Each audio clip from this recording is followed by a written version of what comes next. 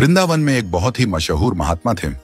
वृंदावन के सभी लोग उनको बहुत मानते थे और उनके पास रोज ही बड़ी संख्या में लोग मिलने आते थे। एक बार पड़ोस के शहर के एक अमीर व्यापारी को उन महात्मा के बारे में पता चला, तो उन्होंने सोचा कि क्यों ना महात्मा जी से एक बार मिला जाए। तो एक दिन वह अमीर व्यापारी उन महात्मा जी से मिलने पहुंचा। व्यापारी ने सुन रखा था कि महात्मा बड़ी ही सरलता से रहते हैं। जब वह व्यापारी महात्मा के दरबार में पहुंचा तो उसने देखा कि कहने को तो वे महात्मा हैं, लेकिन जिस आसन पर वे बैठे हैं वह तो सोने का बना है और बगल में हाथ रखने के लिए चांदी स्तंभ बने हुए हैं। चारों ओर एक बहुत ही अद्भुत सी सुगंध है। 10 से ज्यादा सेवक उनकी सेवा में लगे हैं और रेशमी डोरियों से सजावट के साथ साथ वो हर एक व्यवस्था महात्मा जी के पास है, जो कि एक आम गृहस्थी परिवार के पास होती है। व्यापारी यह देखकर भौंचक्का रह गया कि हर तरफ विलास और वैभव का साम्राज्य है। उसने सोचा, यह कैसे महात्मा हैं? महात्मा जी बारी बारी से सभी से वार्तालाप कर रहे थे।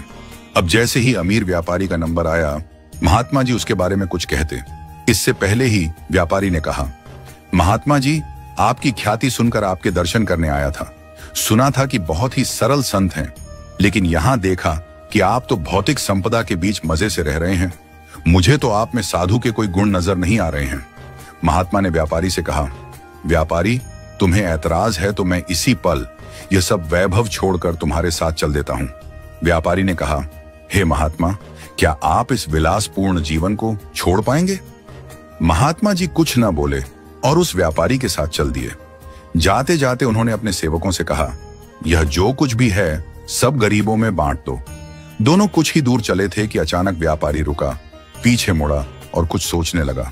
महात्मा ने पूछा, क्या हुआ, रुक क्यों गए? व्यापारी ने कहा, महात्मा जी, मैं आपके दरबार में कुछ भूल गया हूं, आप चलिए मैं उसे लेकर आता हूं। महात्मा जी ने कहा, क्या भूल आए आप? व्यापारी बोला, आप चलिए मैं थोड़ी देर में आता हूं। महात्मा जी ने फिर बोला, अरे बताओ तो सही, क्या भूल आए हो? तब जाकर व्यापारी बोला, मैं आपके दरबार में अपना कांसे का लौटा भूल आया हूं, मैं उसे जाकर ले आता हूं, उसे लेना जरूरी है। महात्मा जी हंसते हुए बोले, बस यही फर्क है तुम में और मुझ में। मैं सभी भौतिक सुविधाओं का उपयोग करते हुए भी उनमें बनता नहीं, इसलिए जब चाहूं तब उन्हें छोड़ सकता हूं, और तुम एक लोटे के बंधन से भी मुक्त नहीं हो। इतना कहते हुए महात्मा जी फिर से अपने दरबार की ओर जाने लगे और वह व्यापारी उन्हें जाता हुआ देखता रहा, क्योंकि महात्मा उसे जीवन का सबसे अमूल्य रहस्य बता चुके थे। इस छोटी सी कहानी का सारांश यह है कि चीजों का उपयोग करो, लेकिन उनके मोह में न फंसो। यही जीवन का अंतिम सत्य है, क्योंकि मोह ही दुखों का कारण है, और जिसे चीजों का मोह नहीं, वह उनके बंधन में भी नहीं पड़ता। जो बंधन में नहीं पड़ता वह हमेशा मुक्त ही रहता है।